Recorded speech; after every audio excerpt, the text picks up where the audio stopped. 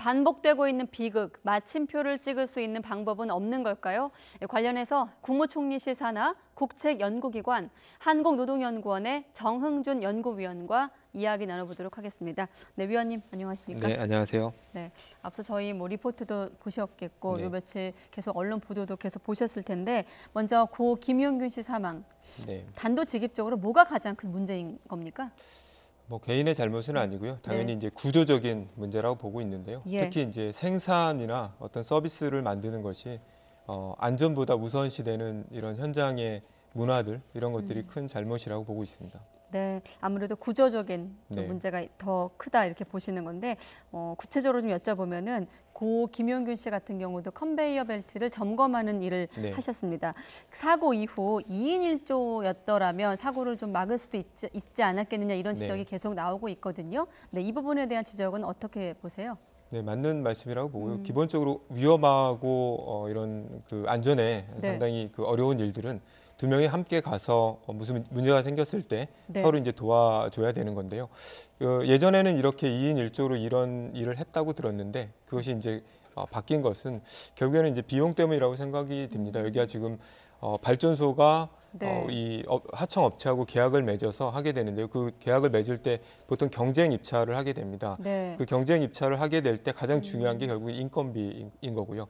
여러 업체들이 경쟁해서 입찰에 참여하다 보니까 결국에는 가격을 낮게 써야 되고 가격을 낮게 쓰다 보니까 사람을 줄여서 써야 되고 사람을 줄여서 쓰다 보면 결국엔 2인이나 3인이 해야 될 것을 1인이나 2인이 하게 되는 이런 방식으로 하다 보면 이런 사고가 발생을 하게 되는 것 같습니다. 하청을 주다 보니까 외주업체 이제 하청을 네. 주다 보니까 입찰은 또 경쟁을 해야 되고 네. 단가는 내렸어야 되고 그러다 보니까 인건비는 줄어들게 되고 네. 그렇다 보니 2인 1조가 되지 않는다. 여기까지 이제 설명을 해주셨는데 네, 네. 입찰 방식 말고 그러면 네. 수의계약 방식으로 하던 때도 있었다고 하더라고요. 네, 그럼 수의계약이 좀 나은 2014년까지는 건가요? 그렇게 예. 수의계약으로 하다가요. 2014년도에 공정거래위원회에서 예. 여기가 너무 이렇게 한 업체랑 계속해서 수의계약을 하는 거는 공정거래에 위배된다. 그러니까 경쟁 입찰을 하라. 이런 지침이 내려오게 됩니다. 그러면서 발전소들이 경쟁 입찰을 하게 되고 네. 그때부터는 이 업체들이 경쟁을 해서 입찰에 참여하다 보니까 이제 가격이 낮춰지게 되고 안전에 위배되는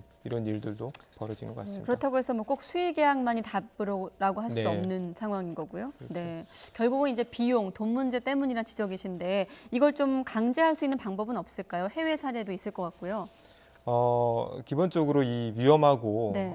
또는 뭐 본인의 생명뿐만 아니라 여기는 이제 공공기관이기 때문에 시민의 안전하고도 관련이 굉장히 깊은 설비들입니다. 이 설비가 멈추게 되면은 전력 생산에도 문제가 되는 거기 때문에 굉장히 중요한 일을 하는 것인데 이런 쪽에 있어서는 일단은 다단계 하도급이라든지 이런 하청을 좀 원하는 대로 쓸 수 있게 만드는 것들 이런 것들에 대해서는 조금 재고를 좀 해봐야 되지 않을까라는 생각이 들고요. 네. 또 하나는 서로 이렇게 하청이나 협력업체를 쓴다고 할지라도 안전 문제에 있어서만큼은 조금 주의를 기울여야 되는데 현재는 이 안전에 대한 책임들이 협력업체에만 가 있다 보니까 사실은 원청은 지시만 할 뿐이지 뒤에서 뒷짐을 지고 있는 이런 형국이어서 안전에 있어서는 굉장히 문제가 많은 시스템이라고 보여지고요. 네, 지금 저희 자료 화면에 나가는 게 이제 영국의 사례인데 네. 영국 같은 경우는 사업주에게 이제 살인에 해당하는 처벌을 요구하는 건가요? 이게 이제 고의가 아니더라도 네. 사망 사고가 발생을 한다면 기업이 거기에 대해서 책임을 져야 된다라는 거고요. 그래서 뭐 징역을 간다든지 이런 것보다는 아주 무거운 벌금을 묻게 됩니다. 그래서 몇십억에 해당하는 이런 벌금을 물어야 되니까 사실은 기업들이 굉장히 조심해서 특히 이 본인들이 고용하고 있는 근로자들이나 또는 이런 하청에 있어서도 마찬가지인 거거든요. 네. 그래서 책임감을 느끼고 한다라는 것입니다. 네, 그럼 실제로 김용균 씨 고인 이제 김용균 씨 사례처럼 하청업체에서 비정규직으로 일하는 인원은 얼마나 지금 되는 것으로 파악되고 있나요? 지금 발전소 같은 경우에는 5개가 있는데요. 여기에 네. 전체 인원은 17,000명 정도가 됩니다. 그중에서 약 9,000명은 정규직이고요. 네. 8,000명 정도가 이 사내 하청에서 일하는 분들이고 비율로 보면 한 46% 정도가 외주화되어 있는 이런 상태라고 보시면 되는데 네. 문제는 이 46%에 해당하는 이 용역 하청 직원들이 하는 일이 사실은 이 정비라든지 또는 연료 운전이라든지 이런 쪽에 운영과 발전소를 돌리는 이런 운영과 관련된 일을 하고 있다는 것입니다. 아무래도 안전과 좀 직결된 예, 부분이다. 굉장히 많이 연결이 되어 있습니다. 그런데 왜 유독 하청업체 직원들에게서 이런 안전사고가 많이 발생할까요? 사실 현장에는 말씀하신 대로 정규직 직원도 있을 것이고 네. 비정규직 직원도 있을 것인데 네네. 아무래도 신분 문제 때문에 좀 뭐 안전 문제에 대한 좀 지적을 스스로 하기가 어려운 여건 때문인가요? 두 가지 이유라고 보는데요. 네. 첫 번째는 물론 위험한 일을 조금 정규직들이 하던 일을 네. 하청을 줘서 마음대로 좀 하게 하면 아무래도 좀 편하니까 그렇게 해왔던 것들도 있는데요.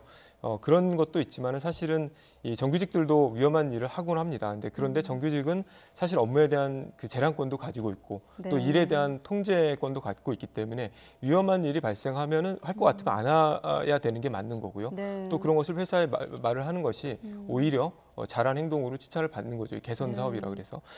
방금 여기 태안 같은 경우에도 아마 정규직이 점검을 했으면 컨베이어 벨트를 세우고 들어가서 일을 아마 했을 거라고 저는 생각을 합니다. 네. 그런 데서 차이가 있는 거라고 사실 보여지고요. 맞물려서 YTN 보도 보셨겠습니다마는 사망 사고를 경찰에 신고하기도 전에 당일에 회사 측이 컨베이어 벨트 가동 업무를 지시했다 이런 증언도 확보가 됐거든요. 네, 아까 제가 말씀드렸던 것처럼 가장 중요한 거는 안전이고 사람의 네. 문제고 또 국민의 이런 생명과 관련된 것인데 생산이 우선하기 때문에 그러는 거거든요. 빨리 이걸 돌려야지만이 예. 전력 생산에 차질이 없을 거고 뭐 이런 것들을 자꾸 생각하다 보면은 그런 좀 어처구니 없는 일들을 하게 되는 것 같습니다. 네. 또 기업 입장에서는 그래서 이제 비정규직을 정규직 하자 이런 얘기가 나오지만 기업 네. 입장에서는 좀 경영에 부담도 되고 당장에 좀 바꾸기는 어렵다 이런 입장이거든요. 이런 네네. 부분들을 좀 개선할 수 있는 여지가 있을까요?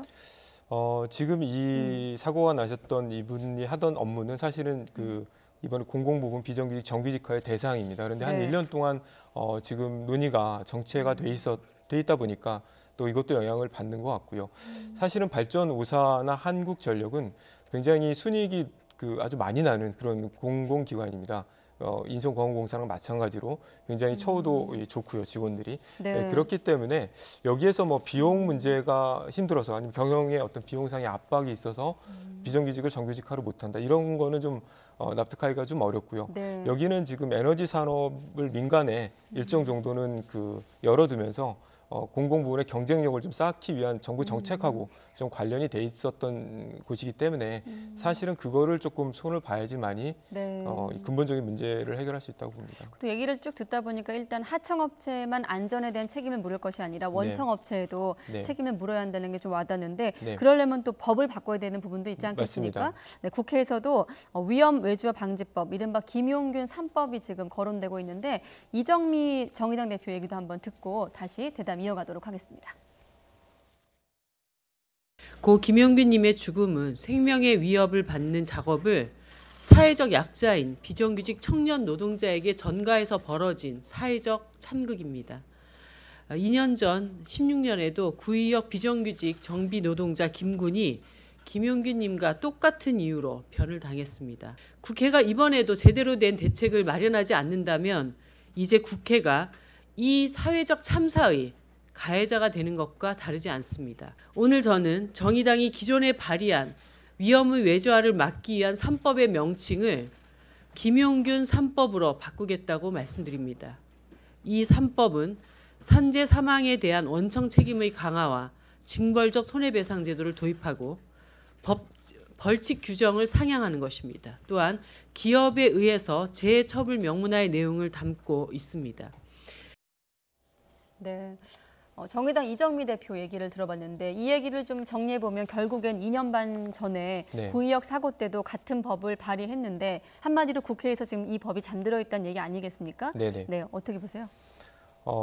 이런 일이 이제 생기면 갑자기 또 법을 막 바꾸자고 하고 국민들의 네. 어떤 분노라든지 여론에 밀려서 그렇게 하다가 또 이게 제대로 안 되고 이랬던 것이 이제 여러 번 있는 것 같습니다. 그래서 이번에는 여러 국민들의 어떤 정서도 있고 또 사실은 이렇게 바꿔놓지 않으면 계속해서 이런 문제가 좀 생길 거라고 보여지거든요. 중대재해가. 네. 그러니까 좀 바뀌어야 되지 않을까 생각을 하고 말씀하셨던 저런 법안들 중에 어느 것 하나라도 되면 저는 뭐 상당히 큰 의미가 있을 거라고 보여집니다. 일단 3법이 뭔지부터 한번 보고 넘어갈까요? 네, 정의당이 발의한 김용균 3법.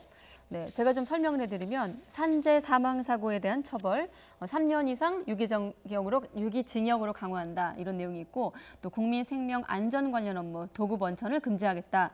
재해 관련해서 기업이나 정부 책임자 처벌을 강화하겠다 이런 내용을 담은 3법입니다. 사실 이번에 고인이신 김용균 씨 유품을 보면서 닮은 꼴 사고다, 또 판박이 사고다, 2년 전 그 구의역 사고를 떠올리는 분들이 많거든요. 네네. 2년 반 전이나 지금이나 세상이 바뀐 게 없다고 보는 거 아니겠습니까? 일반인들 네네. 입장에서는. 네네. 어떻습니까? 국회 차원에서 조금 더 이 부분을 좀 보강해서 법을 좀 입법화하려면 어떤 부분이 지금 가장 시급하다고 보세요? 저는 이 두 번째 내용이 굉장히 중요한 거라고 생각을 합니다. 네. 그래서 위험한 업무에 있어서는 기본적으로 외주화를 하는 것에 대해서 조금 더 신중하게 할 수 있도록 하는 것이 필요하다고 보고요. 네. 개인을 처벌한다든지 어떤 벌칙을 강화하는 문제들은 또 다른 폐해들이 있을 수가 있거든요. 그래서 제도적으로 이걸 좀 막기 위해서는 사실은 이 위험한 업무 또는 국민의 생명과 관련된 업무들에 있어서만큼은 최소한 직접 이 정규직들이 하는